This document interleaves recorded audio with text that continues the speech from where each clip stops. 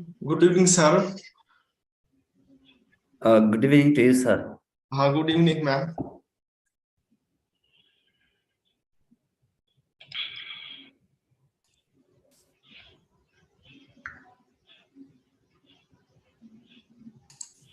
Good evening. Shivam, can you hear me? Yes, ma'am. I'm hearing, ma'am. Okay. Dr. Shivam, am I audible? Yes, sir. Good evening, sir. So participants are joining. Yes, sir. So, okay, Director sir has joined, I think. Yes, sir. Director sir joined, sir. Yeah, Bhim Singh sir has also joined.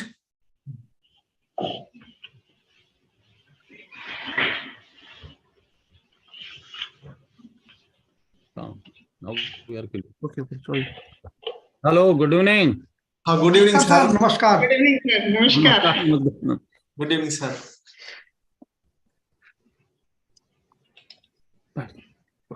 Sir, can we wait for 2 minutes, sir?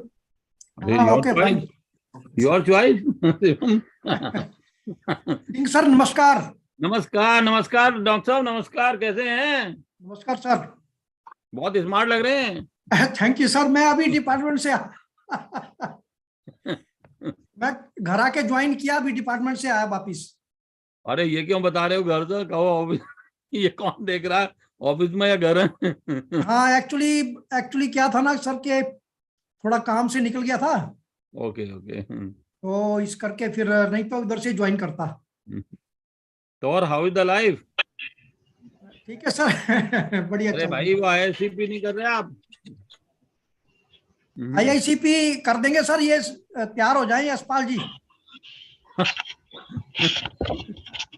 नहीं बोलूंगा online नहीं यशपाल जी को मैंने कहा था कि doctor राजन है joint sir आपका स्टूडेंट डॉक्टर राजन है ज्वाइंट एनआईटी कुरुक्षेत्र वो तो यशपाल भी स्टूडेंट हैं हाँ मैंने यशपाल जी को कहा था कि उनको साथ लेकर के पावर इलेक्ट्रॉनिक्स का पूरा करके करवा दीजिए आईआईसीपी तो मैं कल बात करता हूँ सर उनसे देख लो अगर हो जाए तो गुड हाँ जी sir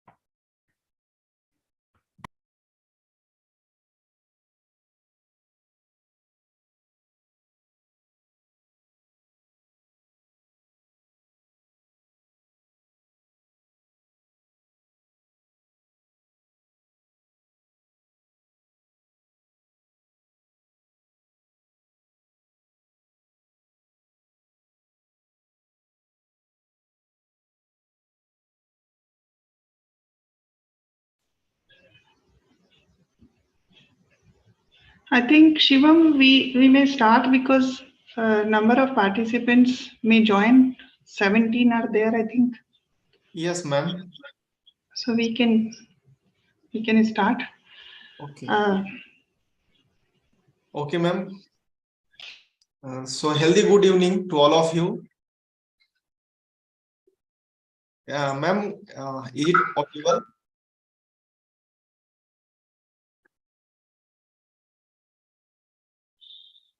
Yes, ma'am. Okay. So, yes, healthy good evening to all of you. On behalf of the School of Renewable Energy and Efficiency, SREE, I, Dr. Shivam, Assistant Professor of Electrical Engineering Department, NIT Kurukshetra, co-coordinator of the ATAL FDP hybrid microgrid opportunity and challenges for renewable energy resources. Heartily welcome Chief Guest Sir, Dr. Bhim Singh Sir, Department of Electrical Engineering, Department of Electrical Engineering, Indian Institute of Technology, IIT, Delhi. Guest of honor to patron of this event and Honorable Director of the Institute, Professor B.V. Ramana Reddy Sir. Coordinator of this event, Professor Ratna Dahiya. Coordinator of School of Renewable Energy and Efficiency, Professor in Electrical Engineering Department, NIT Kurukshetra. HOD of Electrical Engineering Department, Professor Swani Kumar. And faculty members and participants of the event. It gives us immense pleasure to inform you that the School of Renewable Energy and Efficiency, NIT Kurukshetra, is organizing ATAL FDP in blended and hybrid mode. In the first week, online mode, that is from today, 12 to 18 December. Second week offline mode will be started from 19th to 23rd December this year. The primary objectives of the proposed FDP is to provide a national forum to the faculty and research scholar to share the basic knowledge with an objectives of understanding the concepts, aspects of penetration of renewable energy sources and electrical vehicles with hybrid micro integration. For this event, eminent speakers agreed from IITs and NITs, and participants are faculty or research scholars from different institutions and universities. I would like to express my gratitude to AICT Training ATAL and ATAL Training and Learning ATAL Academy for selecting this FDP with financial support. My special thanks to the Institute for his constant support for organizing of this FDP. Thank you. Now I will be honored to invite coordinator of the ATAL FDP, Professor Ratna Dahiya. Please, ma'am. Thank you, Shivam. So good evening, Chief Guest Professor Bhim Singh Sir, Guest of Honor. Is being recorded.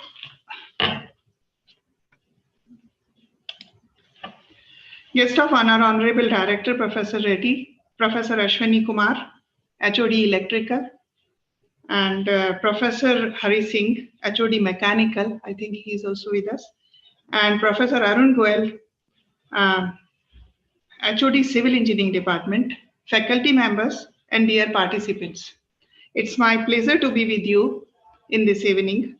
This ATAL FDP on hybrid microgrid focuses on opportunities and challenges for renewable energy sources in microgrid. It's a 2-week program, as told by Shivam. It starts today, and for 6 days, it will be online in the evening only. And then from 19th to 23 December, we'll have an offline session. This conventional grid with microgrid can improve grid performance and to provide flexible operation. The most of the renewable energy sources and modern loads are DC, and the conventional utility grid is AC. In order to improve the overall efficiency, reliability, and cost of the smart network, effective control scheme for AC-DC microgrid is required. There are various challenges of microgrid, such as voltage profile, power ride-through capabilities, power quality, charging stations for electric vehicles. These challenges are achieved by utilizing simplex control schemes of DC sub-microgrid, AC sub-microgrid, and developing high performance of interlinking converters. The power management strategies are covered: voltage and frequency regulations and real-time power dispatching among different power sources in microgrid. It is more relevant to interface and control of power converter in the microgrid. The hybrid microgrid power management strategies are mainly focuses on the steady state power balancing, voltage or current control. These strategies during microgrid operation mode, transition, and during different loading conditions are covered in this FDP. So the power management during transition between grid connected and standalone operation mode, power management strategies under different loading conditions, a suitable, cost-effective and reliable communication network, transient power management under different load and grid conditions will be covered. Topics especially to be covered in this session are microgrid concepts, key challenges and issues, microgrid operation and control, issues in microgrid integrated renewable energy system, cloud energy storage for microgrid, power quality issues, voltage and frequency control, power converter interface for microgrid, AI-based grid integrated solar energy conversion system, analysis and operation of microgrid and virtual power plant for renewable energy source. Our eminent speakers are the keynote speaker, Professor Bhim Singh, Professor in Electrical Engineering Department, IIT Delhi, will be giving his keynote address today. And tomorrow we will be having Professor Deva Priyadas from IIT Kharagpur. Then we have Professor Sukumar Mishra from IIT Delhi. Then Barjeev Tyagi, Professor from IIT Roorkee. Then Dr. Ashish Kumar Singh, Professor, MNIT Allahabad, and Rajesh Kumar, Professor from MNIT Jaipur. Dr. Nishant Kumar, Assistant Professor, EET IIT Jodhpur.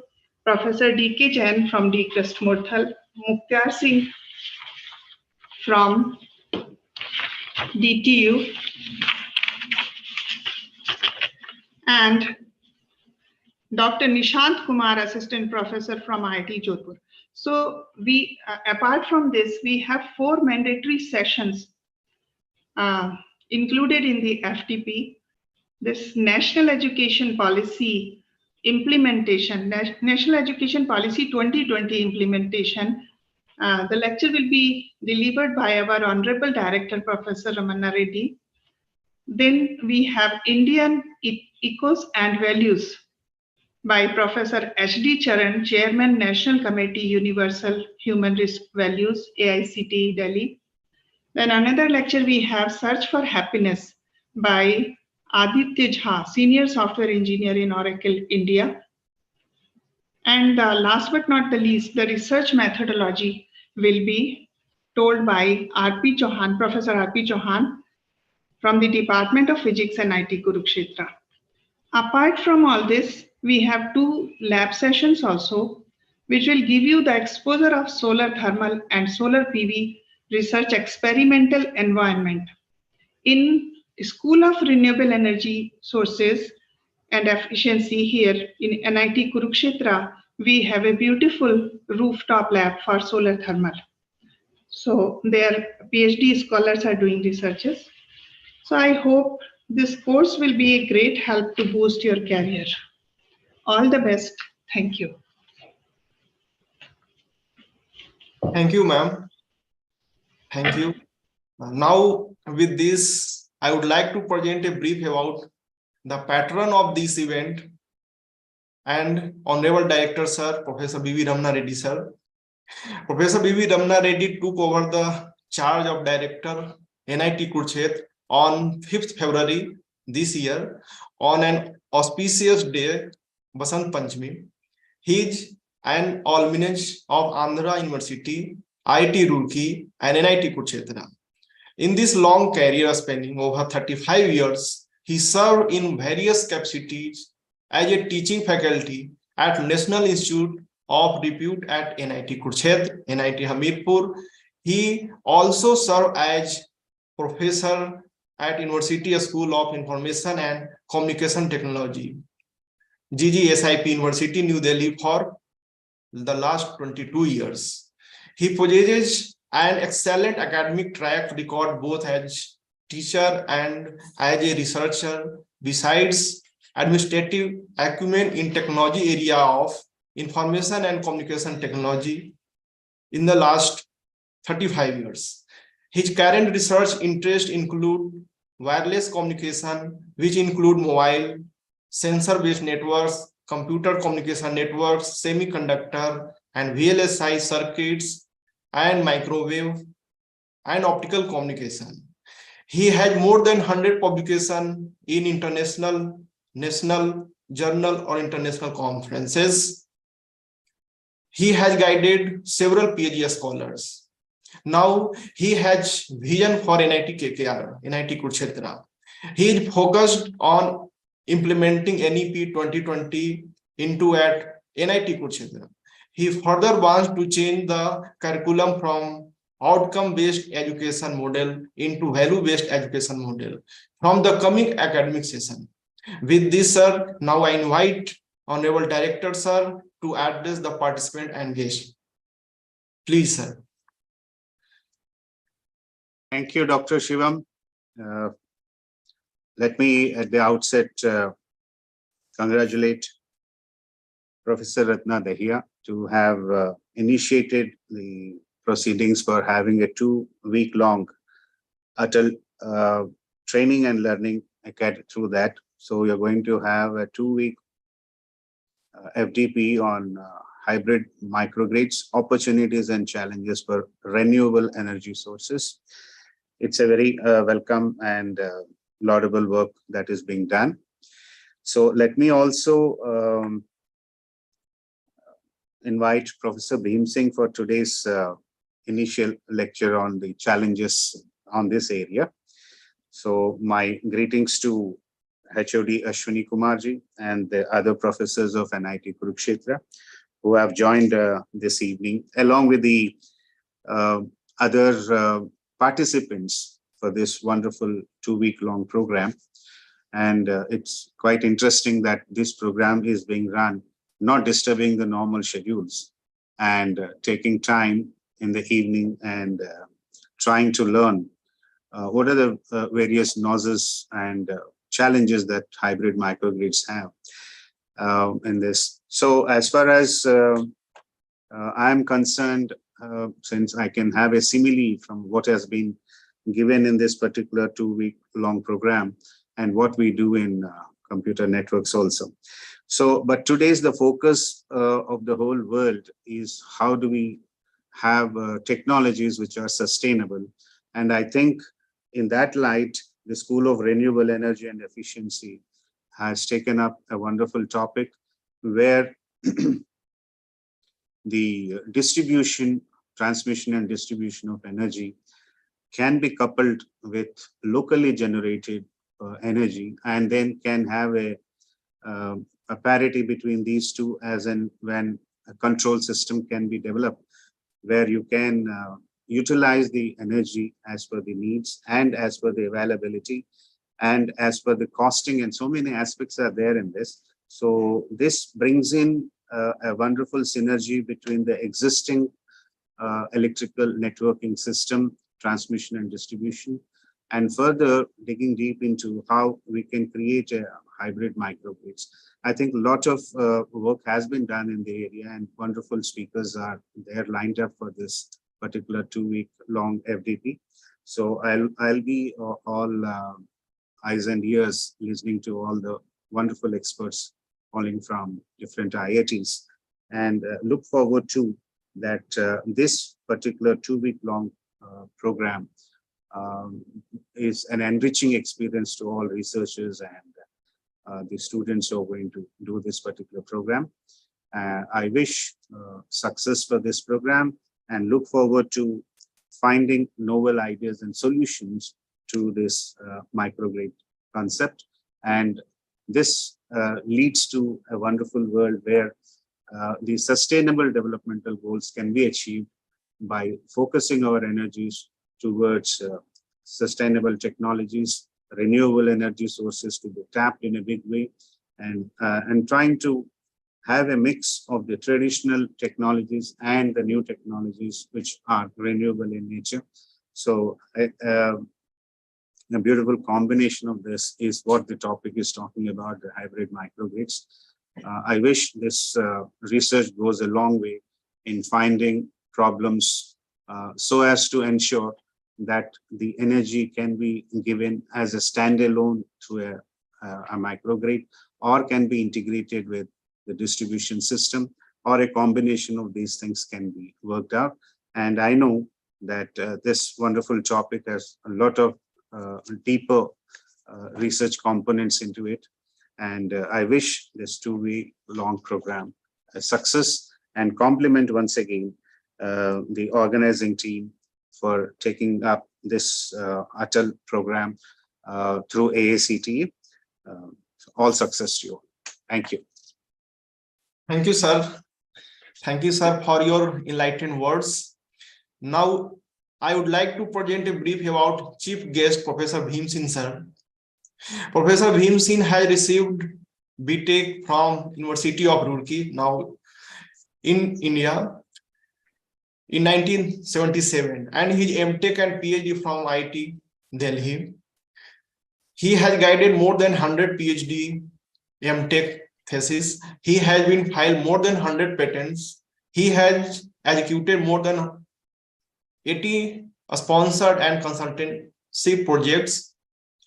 His area of interest includes solar PV grid interface system, microgrids, power quality monitoring and mitigation, solar PV water pumping system, improved power quality AC/DC converters, power electronics, electrical machines, drives, flexible alternating transmission system, and high voltage direct current system. Due to short of time, I have expressed few words about sir. So now I welcome sir for this session. Please, sir. Thank you, Professor Shivam. Well, Professor Reddy, Professor Ratna Dahiya, Professor Ashwini Kumar Sharma, and Professor Shivam, faculty colleagues, from NIT Kurukshetra, participant, ladies and gentlemen, good evening to all of you. It is the first time very interesting program that we are meeting in the evening, finishing all the other activities. What Professor Reddy mentioned few minutes before, that is not really disturbing to the people in normal routine. Probably I think participant also cannot have any objection, then they cannot get the time for it. So it's a very wonderful program. I would like to thank to the organizer, to give me an opportunity and congratulate that really I think most of the ATAL are, at least in the December, they are running in the evening. I'm supposed to speak another ATAL program in the, on 14th, that's also in the evening. Maybe good, maybe bad, that time will, of course, the experience will give back. But it's a good, of course, the people can probably think about sparing the evening time. And it's not a really very good time for a lot of people, but this will give a good opportunity to interact as well as to probably understand freely with the free mind, also. So, well, the program, as far as the title is concerned, I think the organizer have considered very fantastic topic called, I will call it microgrid. Maybe you can call it hybrid microgrid. Microgrid itself is a hybrid combination of different resources and different identities. But further putting hybrid to make sure, okay, that's really was interesting to know about. As far as the topic is concerned, I'm supposed to speak a little bit about the topic. The topic is very relevant for the country as well as for electrical engineering. What Professor Dahiya have selected it, I think long back she called me. I think she was planning for a long time, this program. And time has come now to really, with this, you can understand how relevant is there. Probably it keep the electrical engineers on the front runner side. And you don't know how many microgrid we are operating. If you look into the application of this microgrid, you have probably more than 4.5 lakh telecom tower. And today all the telecom tower are really microgrid because they have of course, the DG set, they have the battery. Many places they are supplementing the solar also with it. And of course, wherever the grid, it interacts with the grid. So you can understand only it is to be little modernized with the modern technology. But you can forget the mail, but you cannot forget the mobile phone call.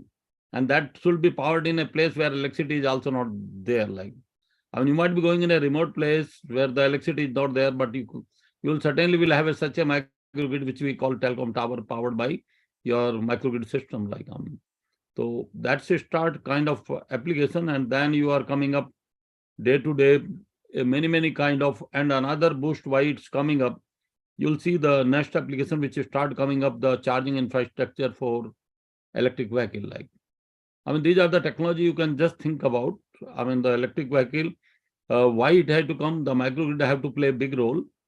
The reason being that you have to supplement the energy, the cheapest energy, which is already in India around couple of rupee unit, only 2 rupee unit, but Middle East is already 1 rupee unit, where you will be getting 20-25 rupee per unit from the diesel or either petrol or diesel or gas, like to run your electric normal vehicle, automobile vehicle, and where you are going to run the same, maybe the tomorrow in terms of electric vehicle with this electrical energy, which you can get so cheap, like maybe 1 rupee per unit. Like, so if you are going to reduce like cost typically from 20 rupee to 1 rupee unit, of electricity, certainly there will be so many applications coming up in addition to electric vehicle. Like, and think about like for electrical engineer next 10 to 15 years, these are the technology. Typically one is the, of course, electric vehicle, and another is the powering, and microgrid play a very big role into it, because you can take the energy from very low cost resources like solar or wind, and solar is of course at every place. So it's going to be give a big flip. So that's another application. If you have really 4.5 lakh telecom tower as a microgrid, you'll find probably maybe 30 to 40 lakh charging station in India in next around a decade only. So it's not very far, where you have to think about, or you have to plan not only from the solar, but you have to take from a small hydro like on canal, you have to take from the wind. You have to, of course, connect to the grid, or you have to take biomass, biogas, all the kind of renewable. Like, of course, in my lecture, I will just show you that how much already gone these renewable. We gone talking a little different, but real data says something different. Like, the big way this kind of microgrid or these resources are coming up for many applications. So that's another applications, and of course, the government of India is committed in both the way to force you to use the microgrid, as well as, of course, directly or indirectly. It's a world scene today that we have to go. Because the fossil fuel are very limited and going to be further getting adjusted. The rate is use is very high. So we have to come. Another is that it's a local resource. Like, why? Your diesel, petrol, because they are supposed to be imported, even the coal. But all the renewables are your local, whether it is a solar or it is a wind or it is a biomass, biogas. There are plenty of, such a renewable resources, and small hydro, especially. I'll not talk about big hydro because it takes even a quarter century to build up. But small hydro on the canals, it does not take much time to build up, similar to what you have a gestation period of solar, hardly a month or so. Like, so of course the entity, even wherever we are using the such units, like maybe a diesel engine set, we have to reduce the diesel consumption as well as to reduce the rating. People are scared that they have to get continuous or uninterrupted power for most of the applications. So there, of course, the microgrid is going to play a big role. Like, we saw in the news when we have a blackout in Delhi, there have been a lot of news in the media that we must have a microgrid.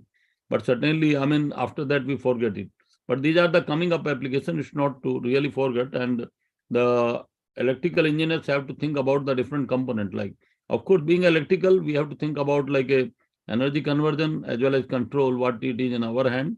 But there are many other components, like to coordinate it or to control it or to monitor it. Of course, the computer as well as the communication technology play an important role into it. We have to convince our colleagues, those who are working in those technology, assisted technology required for microgrid, so that we can make really the microgrid as a really smart microgrid. That is different. People talk about smart grid, but that's of course little different domain altogether. But microgrid is going to play a big role in the coming future as per the requirement of the geographical, you can say structure of India. And we have a large area where, of course, the grid cannot go or grid may not be very reliable, but certainly we have to power the people, of course, in different way for their livelihood or otherwise their, there are many things which have become now typically your requirement day to day. Earlier we were saying electricity was supposed to be luxury, but now it has become very essential. Like, so we can't trust totally on, you can call it totally on the grid. I mean, we have to put reliable power, and that certainly you can call it microgrid. So whatever we call it earlier, maybe like a UPS. Now, I mean, you will find in the next decade, all these really will take a shape of as a microgrid. I mean, like, because those were the small identity, but now people will like to convert that to even a campus like either NIT, Kurukshetra campus or IIT Delhi campus have to have their own microgrid, not really the as a DG set only. So you have to really scale up, and monitoring as well as the control, as well as the communication and the assistance of network is also very important. I mean, like, so you have to convince your other colleagues also, those who are working, that this is the one very interesting practical applications, and you will find a lot of startup. There is a lot of scope of the startup to come in those areas, assisted areas. I mean, typically related to around the microgrid. Like, I mean, you have to bring this as a not a really a social commodity. You have to bring it as a professional commodity. I mean, typically the electricity through kind of microgrid.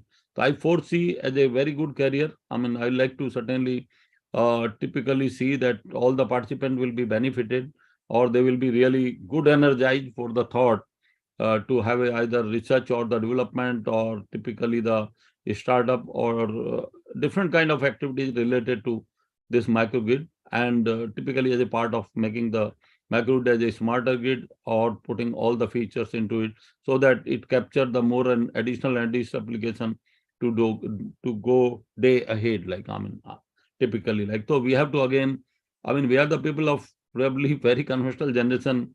I mean, either Professor Iya or myself or maybe Professor Aswani might be stepping up in our domain. But I think for new blood, it is very important that they have to really come up into the big way to come for not only the research, but as a look into a professional career into the in form of the startup or otherwise. Like, I mean, so with this, I would like to thanks again to the organizer, I mean, to give me an opportunity, I mean, to be with you in this evening. I mean, like, of course, I will be having a lecture after inauguration. So that will reveal some more the information during my, you can call it the lecture of today. I mean, like, so thank you again back, Professor Shivam. I mean, Thank like, you, sir. Thank you, I mean, like, sir. just to, um,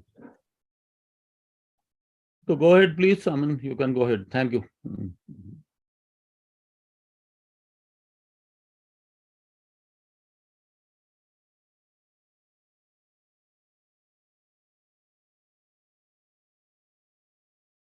So this session will be started now. So first session by Professor Bhim Singh sir. So time is started from onwards 7 to 9 o'clock.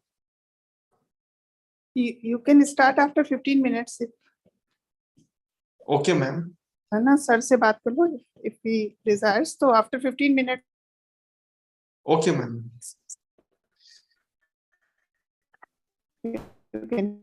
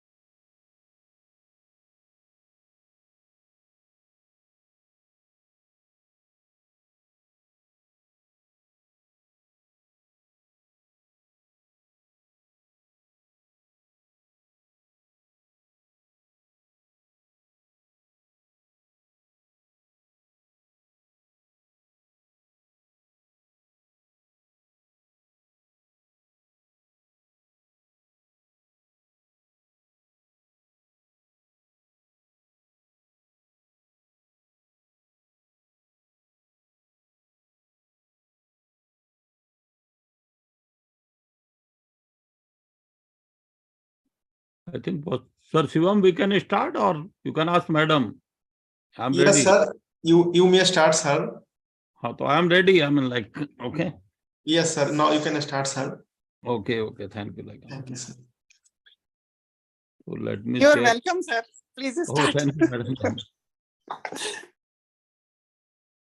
So let me share my, I don't know. I think you have to allow me to share. It's called disable. Yes, sir. I am going to allow you, sir. Okay. Yes, sir. I make you host, sir. Okay. I think now it is. So I have to go to full screen. No?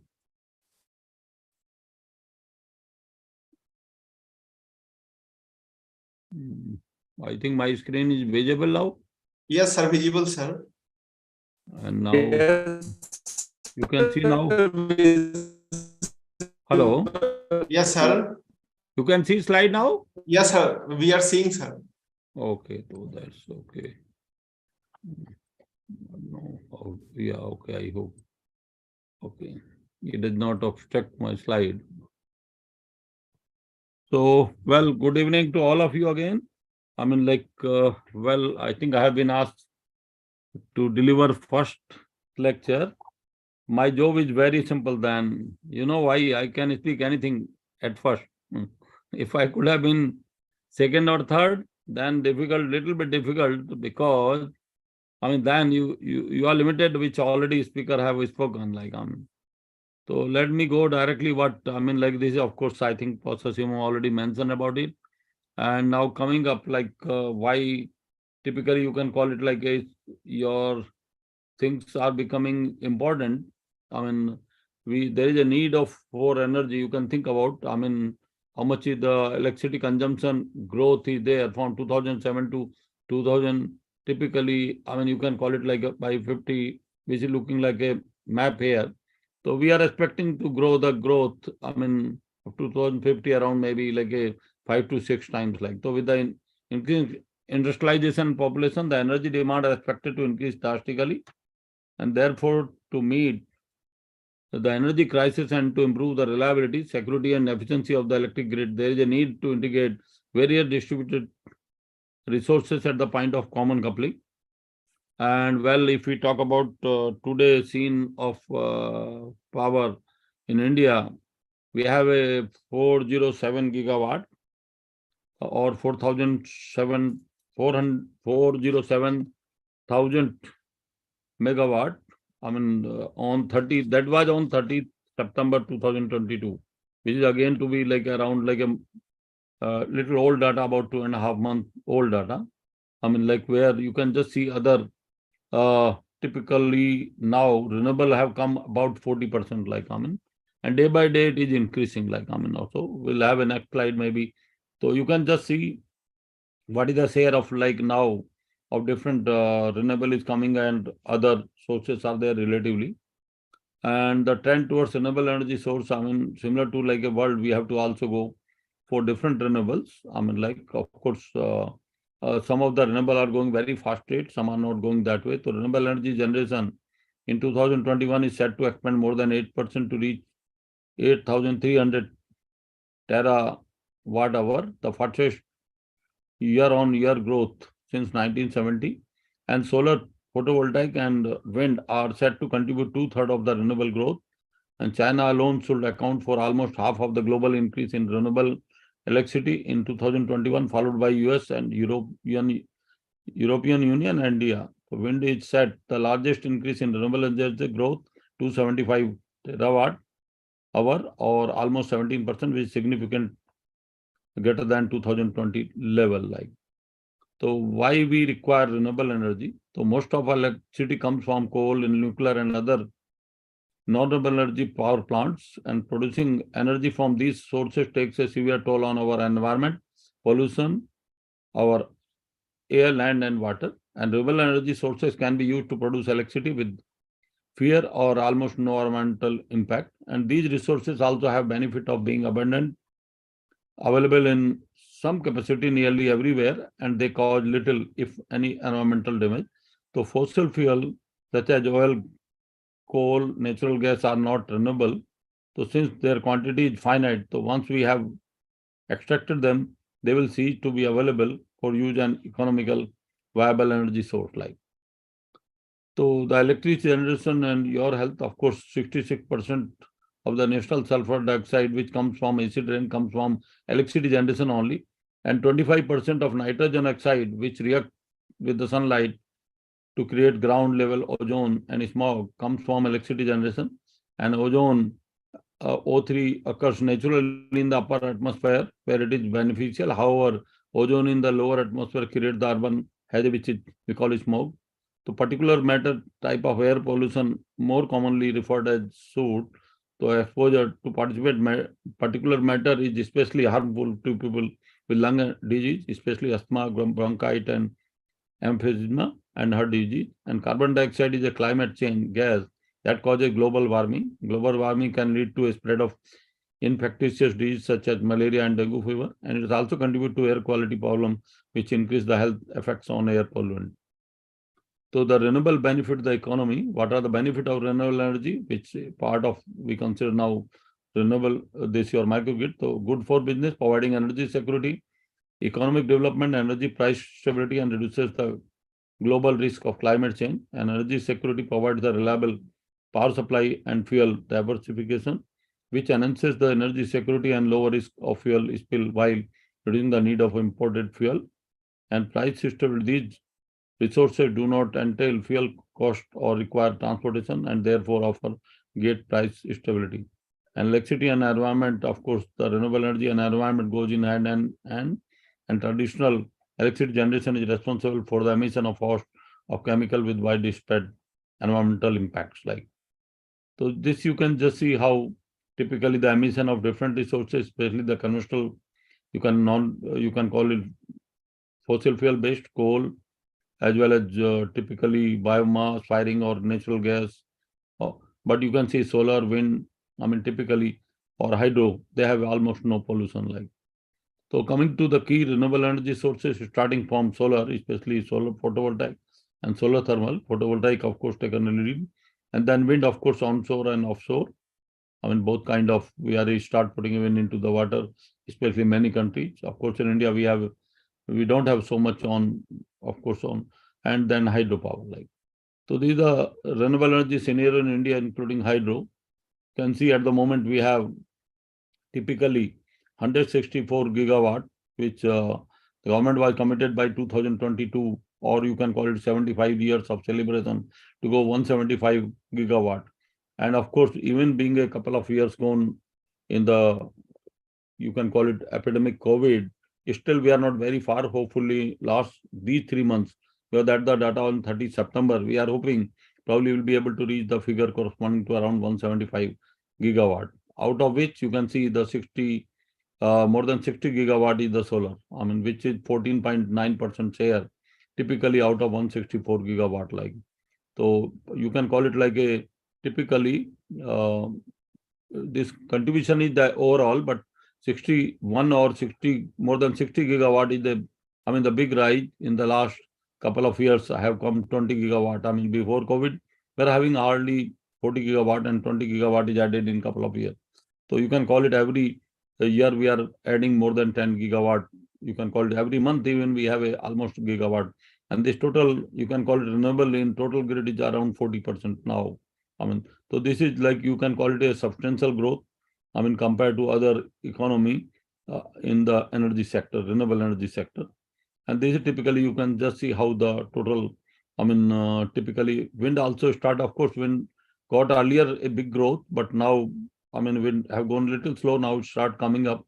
I'll tell you the reason why it is really going to be so. But you can see among all the renewable, the solar is the highest now.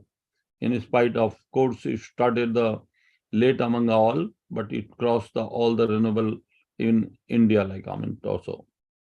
But of course, the solar is 52% and wind is 35%. Of course, others are not so high as like a small hydro is only less than typically 5,000, and biomass is only 10 gigawatt. Like these are the main, the slide which I wanted. Like of course, you can see from typically of annual report of MNRE. Like you can say when if you look into from 2014, the solar was around like more than probably around 6.5 rupee per unit. And now it is reduced to 1 rupee 99 paisa. That was the figure of 2020 or so. I mean, middle of 2020 or 2020, end of 2020. But now we expect it will be further going down. Of course, because of COVID, there was a little, you can call it of this pace have not gone so fast. But of course, it's around 2 rupee per unit. But you can see the wind that time, of course, was lower than solar. It was less than 6 rupee, 5 rupee 92 paisa in 2014. And it also gone down. It touched 2.83, but now it is around 3 rupee per unit. So it means it's already 50% higher cost than the solar. And that is one of the reasons why solar have gone so fast. On the price of the solar, wind also is stable around 3 rupee, or maybe it will going to be reduced, but not at that fast rate as the solar. I mean, not only in India, but worldwide report is, I mean, if you look into the Middle East, the solar, they were very proactive in spite they have oil, but they were very proactive. I mean, to go ahead with typically with the solar, and they have a 1 rupee per unit of the solar. Of course, they don't have a wind and other renewable energy sources, but they have a major solar, I mean, like so. So it's a little thrilling figure. I mean, how the price have gone down even 5 to 6 years, around 6 years only, the price have gone to 1/3. And we are expecting in next 6 years, it will further will go to typically maybe half from 2 rupee unit to 1 rupee unit like also. So that will be thrilling. I mean, where you will be having from fossil fuel, like if you talk about DG set, the electricity price may be that time 25 or 30 rupee per unit, but now it will be around like a 1 rupee per unit. So you can understand why the people should go to electricity generation from your solar or renewable, I mean, like also.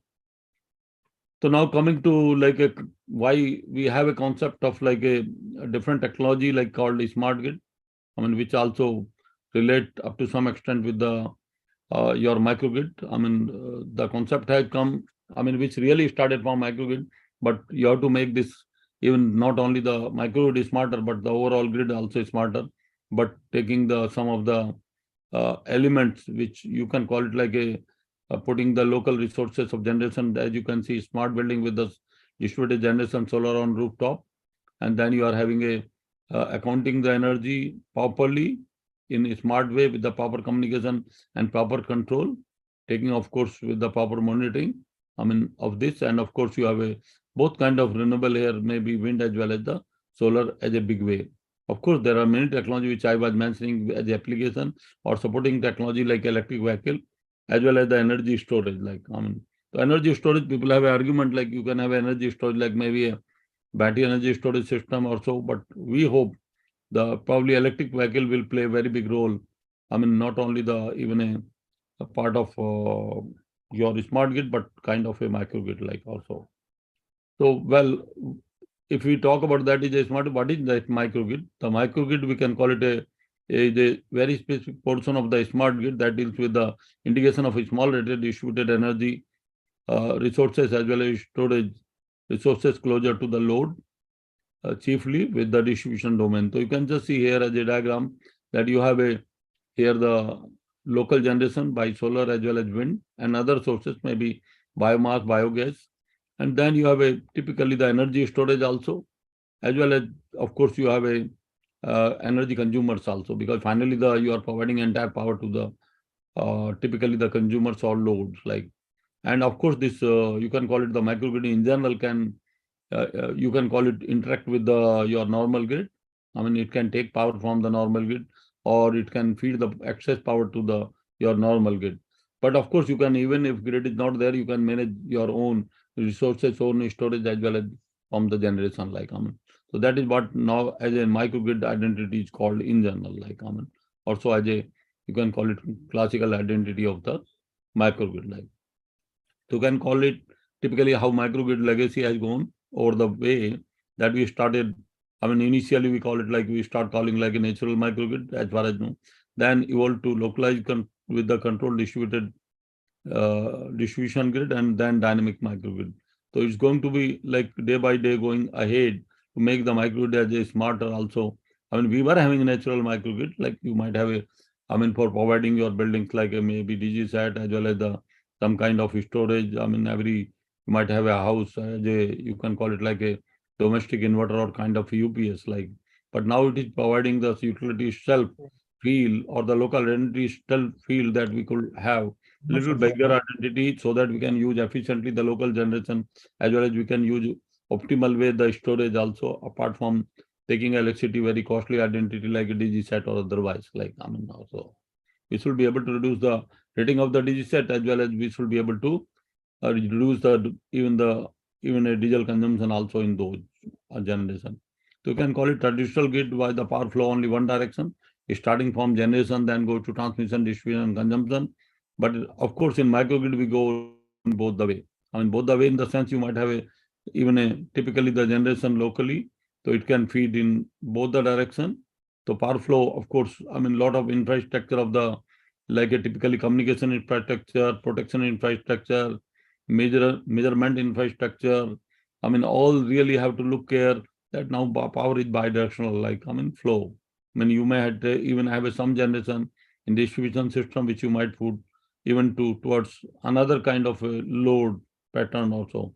So those infrastructure we expect, but of course our colleague, those who are in typically either in metering or it is communication, or you can call it like a typically of protection, they are also equally well aware with this development of such microgrid, that where the power flow will be communicating with the grid in bidirectional manner, like, and proper accounting also compared to the traditional grid, like where we are not bothered about monitoring as well as the even metering properly of electricity. Now we have a smart meter, we have a quite typically intelligent meters, or putting metering, accounting everything, and time is not very far.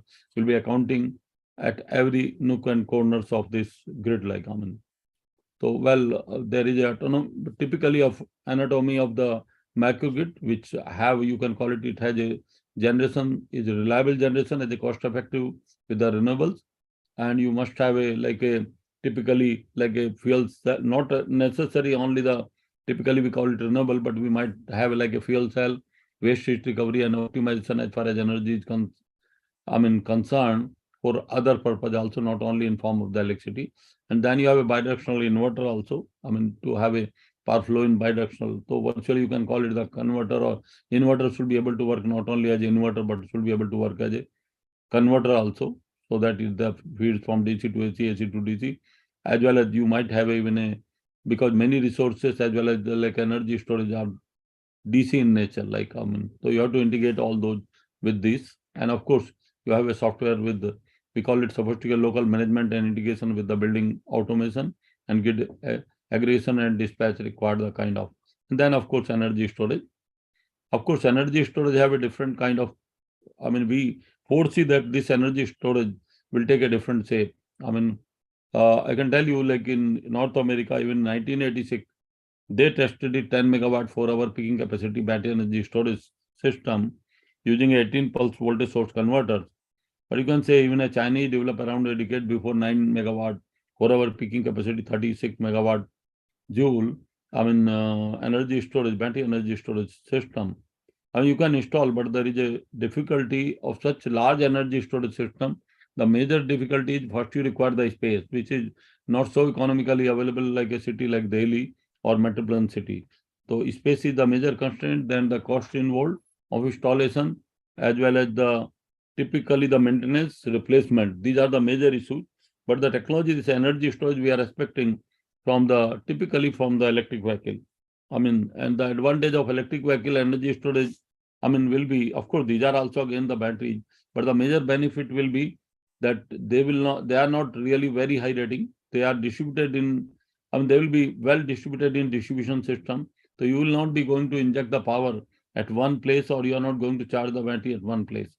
But however, if you are installing a large battery energy storage system, you have a separate substation with the medium voltage, like apart from that, you have to put also at the same. So there will be certainly the issue when you really take large power of megawatt and you feed the megawatt power in the distribution system. But we feel that these kind of like electric vehicle, only with some incentive to the vehicle owners, that you really, when you have a surplus electricity because of renewable generation, you can give a cheap electricity for the charging of battery of EV. And when you have a certainly cost, of course, renewable is lower, but you have a load more. I mean, more consumers are connected, then certainly you can have a price of electricity a little higher, so that the electric vehicle owner can certainly exchange their power, not only the active power, but they can exchange the reactive power, because their chargers will be bidirectional in nature. I mean, of course, we will have a charging station, but that also can participate in such a microgrid. A large microgrid, like a typically maybe like a Delhi, can run as a kind of microgrid. I'm talking about such microgrid, like typically like also. And of course, it will consist of your project finance and execution and operation and maintenance requirement also, with the smart metering and smart control concept like. So now coming, why the microgrid? Because the transmission distribution over the capacity and expensive to fix or extend, like a US businessman lose $18 billion to $150 billion per year in revenue due to the power outage and electric and gas prices fluctuations, and power quality, efficiency and reliability issues, and cyber and physical security, and typically the technology innovation. I mean, you can call it like typically, I mean, we have not so smart in the grid infrastructure about the cyber attack or so, but you have seen the recent incidents of All India Institute of Medical Sciences about the cyber attack on their server, like, I mean, also. So if it happens, probably, I mean, it really is able to take care. It is only their server with the network, but if it happened to the electricity network, I mean, such a cyber attack with a smart grid, then certainly you will have a complete collapse of electricity, and then you can understand how your life will be paralyzed completely. Like, so you have to be very careful about like such a technology to make this kind of a like a requirement. If complete system, I mean, if some portion goes as a cyber attack, at least you should be able to make your local identity as a microgrid to power your local loads. Like, so another is the technology innovation to come for distributed generation, then renewable energy sources, demand response, of course, you should be, and grid stability control. Like, well, what are the objectives of this microgrid? It improves the resilience of nation electricity distribution infrastructure, operates in seamless transition between islanded or grid parallel modes. I mean, of course, if grid is not available or grid is faulty, then you should be able to operate in islanding mode without much disturbance. And then when grid is back, you will be able to interact again with the grid, like, I mean, also. And provide interconnection interoperability for smart grid, provide a cyber security for performance and data, and support power quality enhancement for connected load, provides two-way communication for frequency verification and data latency, and provide data management and system predictions, and provide voltage, VAR, frequency controls, and support for interconnectivity and islanding, enables dynamic local feeder reconfiguration, improve reliability for critical load, and provide outage management like number, duration, and extent, and balanced distributed and central control, enables price-driven demand response, and reduces the peak load for the interconnected grid, and integrate with the intermittent and variable output renewables, and differs generation, transmission, and distribution investment like. So how does a microgrid work? The traditional grid connect homes, businesses, and other buildings to the central power station, and part of the grid need to be repaired. Everyone is affected. So microgrid generally operates while connected to the grid, but importantly, it can break off and operate its own using local energy generation in times of crisis like storms or power outage or for other reasons. And microgrid fueled typically by distributed generators, batteries, and renewable energy sources like. So why would a community choose to connect to microgrid? It provides a backup for grid in case of emergency. It can be used to cut costs, and it allows community to be more energy independent, and can be connected to a local resource that is too small or unreliable for traditional grid use. Well, how much a microgrid can power? Microgrid can power a single facility. For example, Santa Rita Jail microgrid in Dublin and California, and microgrid can power a large area, for example, in Fort Collins in Colorado. And microgrid is a part of large goal to create an entire district that produces the same amount of energy it consumes. Like, well, the microgrid has a smart energy feature. Tesla recent work in Puerto Rico, I mean, typically as a Hurricane Maria devastated Puerto Rico power grid, an Elon Musk team constructed a self-contained microgrid for the hospital, and the hospital can now operate as normal without connection to Puerto Rico electric grid. And at Hirschfield Jackson International Airport, the power grid connection for the entire airport was cut due to the fire. The microgrid connection could have saved the life and saved the damage. And Chattanooga, Tennessee is a city that well known for its focus on smart energy infrastructure is already developing a microgrid for its regional airport for this region. What are the benefits obtained from the microgrid, especially for utility? Better power control and reliability, reduced energy losses and dynamic demand response, realistic pricing model, and increased demand response capability. And for customers, it is choice of differentiated services, reduced prices, and improved reliability. And for society, it is integration of green energy sources like solar, wind, biomass, and geothermal. And what is the value proposition for microgrid? So basically the efficiency, so reduces fuel consumption, supply close to the demand, minimize the distribution losses, and combine electricity and heat generation. And reliability is optimal, manage on-site energy resources 24/7, and power quality and reliability at local level. And what energy security it provides to ensure energy supply for critical load utilizing on-site generation and grid independence capability. And economic savings, it provides peak saving, load shifting, and supply management with demand response. It enables heading against energy cost fluctuations and reduction of cost of electricity with on-site generation and effectively energy management. And it provides sustainability by reduction of the carbon footprint for integration cleaner fuel resources like.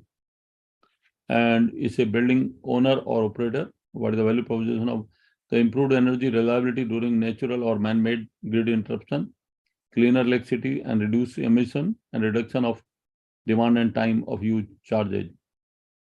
For the grid operators, it provides renewable peak shifting, renewable firming, ancillary services provide frequency regulation, demand response, and spinning reserve. And for distribution utility, it gives the reduced congestion or transmission and distribution infrastructure. It provides perfect correction as well as voltage support. Well, what are the typical application of this microgrid? As you can just see here, the microgrid candidates can be used in institution or campus sites like hospital, university, commercial industrial facility, remote off-grid community, multi-bases, data centers, which are already running in large data center like a Google or all they have municipality. And microgrid can vary in the size either in megawatt, as generation resource types, storage, and advanced control. The investment can be significant and return on investment can take only few years. Well, what are the major components of this microgrid?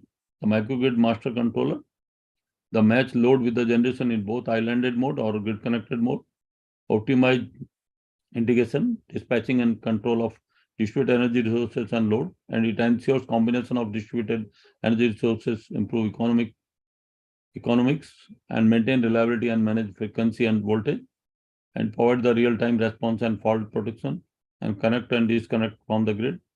And it provides predictive and forecasting analysis, as you can see here, typically with the microgrid centralized controller connect with the typically with the utility. It has a distributed generation, energy storage, renewable, which are intermittent load, then your managed load, unmanaged load, and then of course building controls, and typically with the of course your SCADA and operator as well. What are the major components of microgrid? The fast and secure communication to monitor real-time network status, optimize operations and control of distributed load, connect to buildings via EMS and BAS, and continuous monitoring and trend microgrid component health, and smart metering to obtain load and distributed energy sources profile, energy pricing and demand response capability, and continuous communication to utility and energy market. Like as you can see, the typical here, the complete network, like along with the structure of microgrid. Like so, what are the major cost component of this? Typically, as energy sources, it comes as energy storage, control loads, distributed generation, renewable energy generation, and typically your combined heat generation. And it comes like a switchgear protection, which is so 30 to 40% energy resources, switchgear protection is only 20%, and the communication and control is 20%, and site engineering construction 30%, and operational maintenance. Typically, so these are the different, major cost component which are part of typically of component of microgrid. Like, so what are the microgrid operational changes in microgrid? It's a different type of resources like dispatchable and non-dispatchable, inertial or non-inertial, and different dynamic response of sources like inertial sources are slow response, and non-inertial sources are fast response. Like typically, like you can have like a solar non-inertial, and the inertial sources may be like a small hydro or your wind or your DG set, and grid connected islanding operations of frequency and voltage control and power sharing in islanding mode. Now, what are the typical problems in AC microgrid? The synchronization of distributed generators, typically the ingress current issues in transformer motors, typically loads and generator, and typically three-phase voltage unbalance due to single-phase load, single-phase photovoltaic generation or single-phase generation. And what are the recent trends? Introduction of many DC loads, especially AC-DC or DC-AC conversion are included, and introduction of DC distributed generation with DC output like a photovoltaic fuel cell, your you can call it wind turbine, micro turbine, gas engine, and needs for higher quality of power, and DC coupled microgrid, DC microgrid and nanogrid, and distributed power system, and synchronization and desynchronization with the utility grid. Like, so these are the typically some trends, recent trends. Of course, some of the European pilot, this is a list of European pilot microgrid, maybe a little old, so there are many like in Greek as a residential island. Another is typically Germany, then Netherlands, Portugal, Denmark, France, then Spain and Italy. So these are the, the different European kind of pilot microgrid. And then the microgrid projects in US, the smart power infrastructure demonstration for energy reliability and security. The goal of a spider at military-based location, and cyber security of electric grid virtual secure enclave, and small grid technology and applications. Advanced metering infrastructure, substation distribution automation, two-way communication control, and secure microgrid generation and distribution like islanding control operation, seamless grid synchronization. And integration of distributed and intermediate renewable energy sources like photovoltaic, wind, solar, fuel cell, and biofuel, and demand side management like automated load shedding, smart sockets, and reduction backup power system like battery, vehicle to grid, and other fuel sources. And US government have set notional goal for 80% clean energy by 2035. So typically this US Department of Energy Renewable and Distributed System Integration project list, they have I already talked about Santa Rail Jail, typically large scale energy storage PV and fuel cell, Las Vegas, then Fort Collins and Morgantown, typically which consists of biofuel, combustion engine, micro turbine, photovoltaic energy storage, advanced wireless communication, as well as dynamic feeder reconfiguration. And this is typically, you can think about what you really have: advanced metering infrastructure, which is normally called AM, then battery energy storage system, then you have a aggressive distributed controlling typically. So these are the typical, you can call it the structure of Hawaii National Agency Institute of University of Hawaii, supported 7 million in funding from Department of Energy to set up, and 9 million from the industry partner to set up this microgrid. So there is an example of Japanese microgrid of 1 megawatt with sensitive load, typically where you have integrated back-to-back test equipment, DVR, PV panels of 50 kilowatt, gas turbine gensets of 350 kilowatt, then your micro turbine fuel cell of 250 kilowatt. So microgrid in Sendai, Japan is New Energy and Industrial Technology Development Organization, is Japan's largest public R&D management organization for promoting the development of advanced industrial environment, new agency and environmental technology for the microgrid. So another example is typically Aichi microgrid project in Japan, installed at the site in 2005, World Exposition, and during demonstration period, total of 3,716 megawatt hour of electricity was supplied, and 2 molten carbonate fuel cell with capacity of 270 kilowatt and 300 kilowatt, and 125 kilowatt solid fuel cell, and 4 200 kilowatt acid fuel cell. So mainly, and total capacity of PV system was 330. So major was, you can call it fuel cell, and 350 was your 330 kilowatt by your typically the solar like with of course energy storage like a battery, NAS battery and other component of this microgrid. So another project in Japan have been in Kyotango microgrid project, a virtual microgrid. So this is concept was very full. So here gas engines with the total capacity of 400 kilowatt.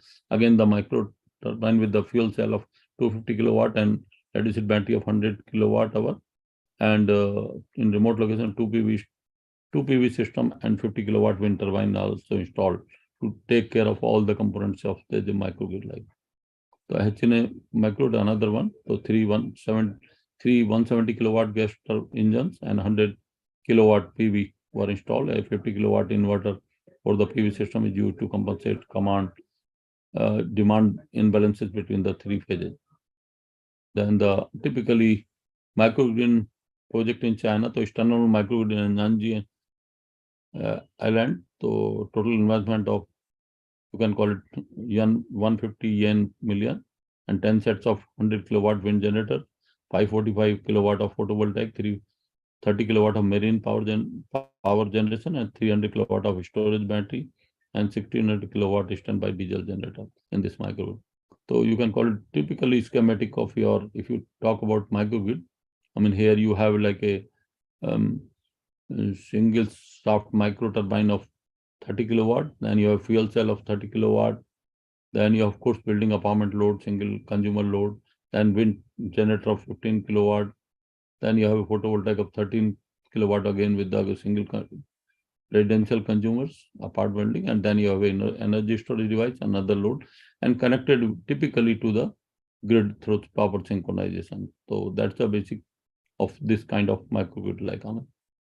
So you have a microgrid as Singapore, ecosystems engine for industrial commercial residents in Singapore. So as a pilot plant, a distributed energy source of 6 kilowatt of wind power and 30 kilowatt of PV, energy storage of 15 kilowatt battery and 15 kilowatt lighting and electric car charging pilot load.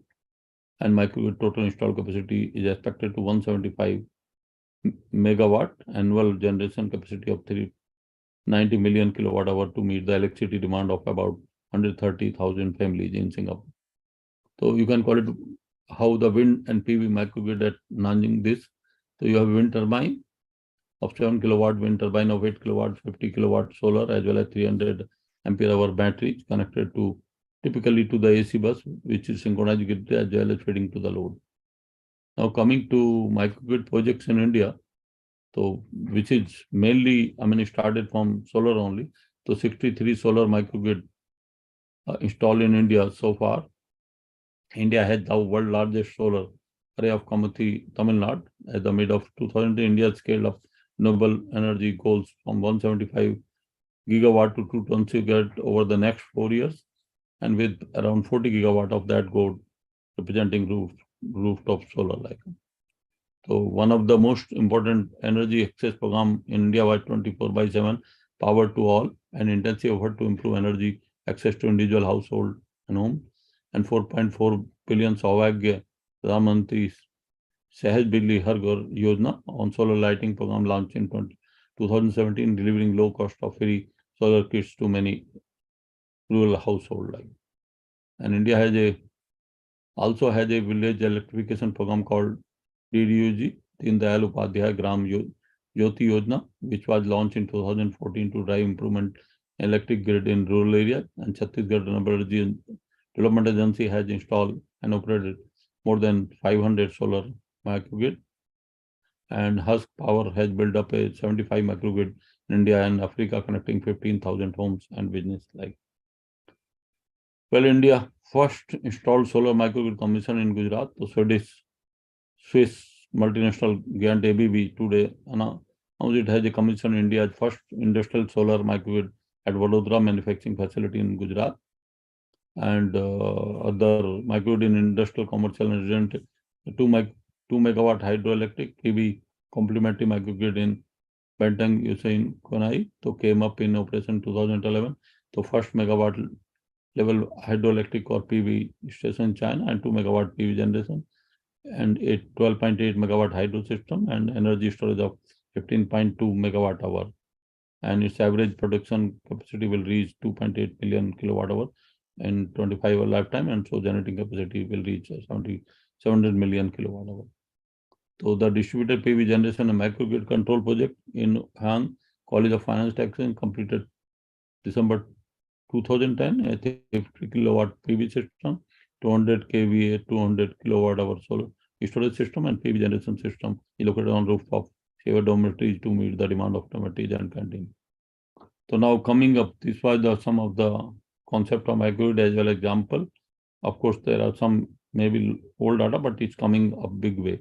Now coming to the some of the topology of microgrid, which is thought it, I mean, like you can have like a kind of microgrid. So in microgrid, you have a wind turbine, solar, diesel generation typically, and the wind turbine, of course, we'll talk about. You might have all the generator like wound field synchronous generator, doubly fed induction generator, permanent synchronous, they are in the wind, and you have a frequency control. People talk about this as a conventional. So there are some problems in these conventional microgrid topology.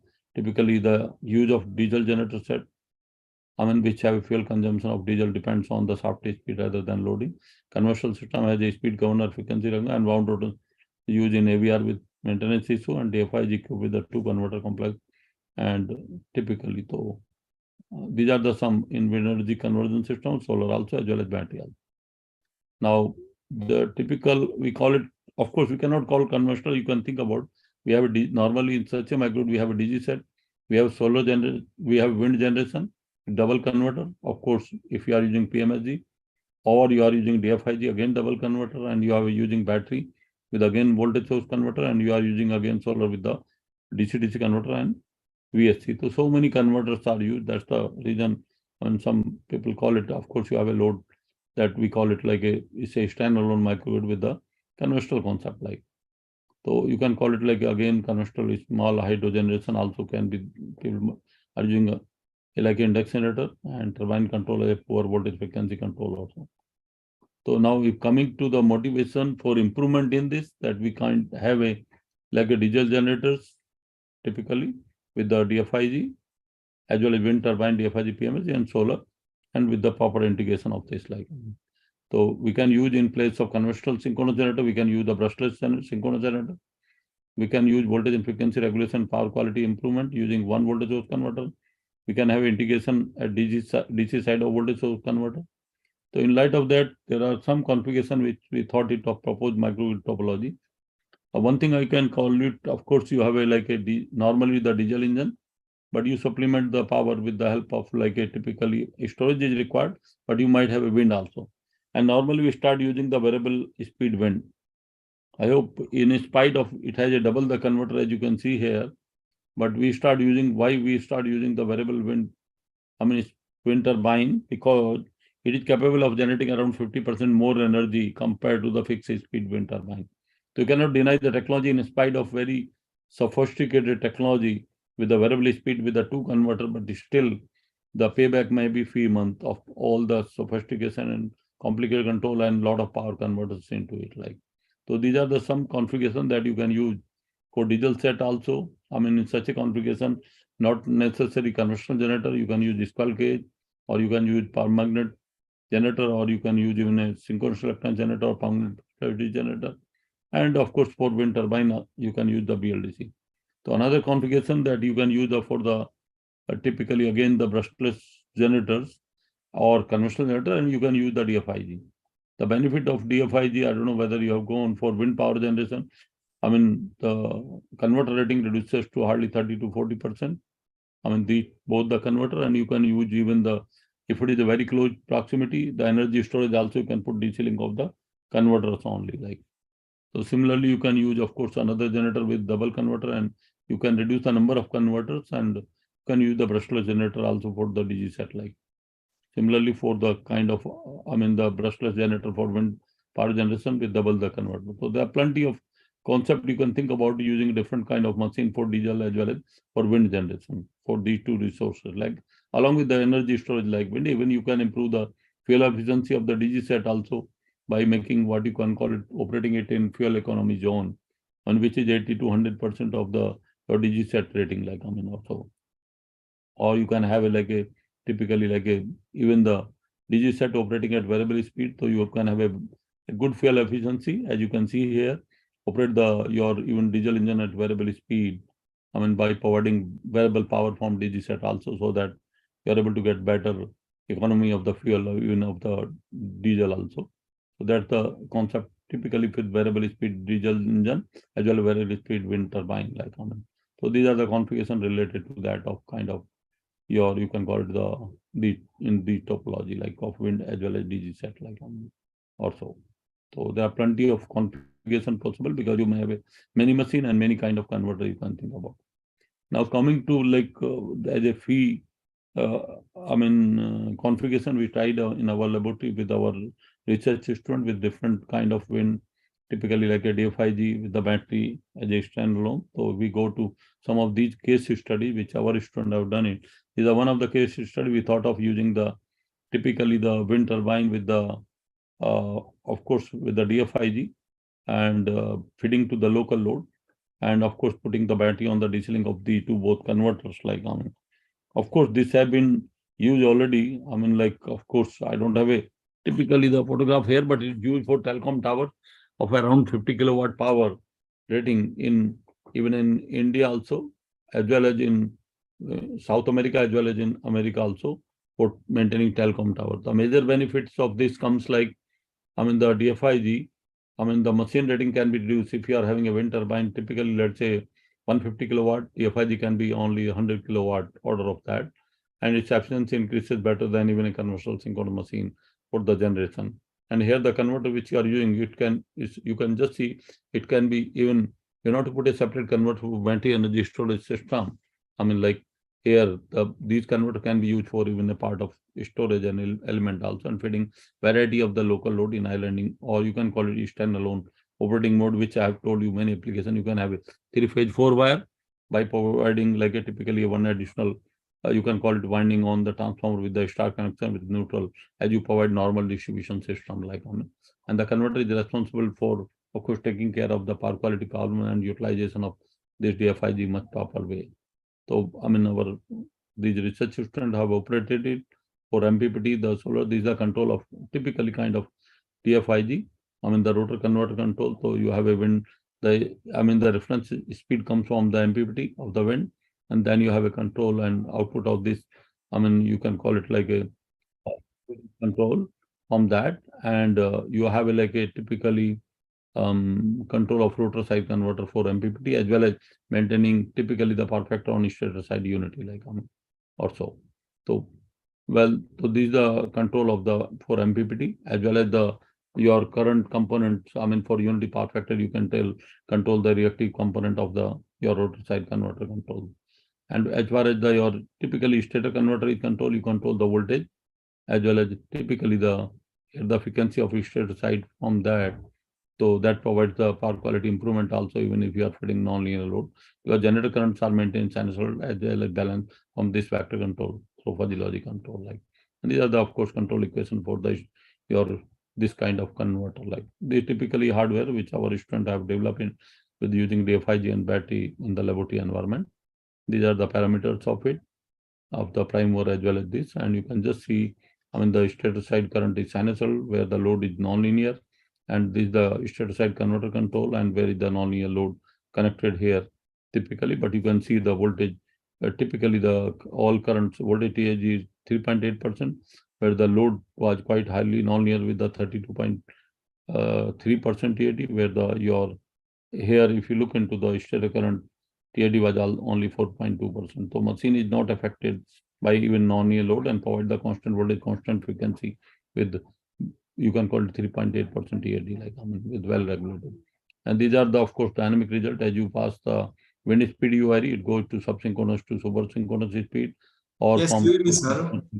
synchronous speed. Sir, excuse me, sir. Hello, something? Hello, sir. Sir, can you make me host just 1 minute? Achha, you want a break? Just make me host, sir. So can I have 5 minutes? I can make a break, okay? Yes, sir. Okay, so let me finish this and then we'll have a break. Okay, sir. Okay, so this is typically the performance when wind speed is varying of this system with the DFIG. And these are dynamics result for this standalone DFIG. And these are, of course, the operation related to with the DFIG. So can we break here? I mean, if you want, okay? Yes, sir, for 5 minutes, sir. Sure. It is Yes, your sir. choice. Thank you, sir. So tell me when you are ready again, okay? Yes, sir. You make me host, sir. No problem. I am here only, okay? You make me host, sir. Oh, you want to become a host? Yes, sir. Tell me. Control is in your hand, na? So how you can do? Tell me. Sir, sir. Yeah, now it is okay, sir.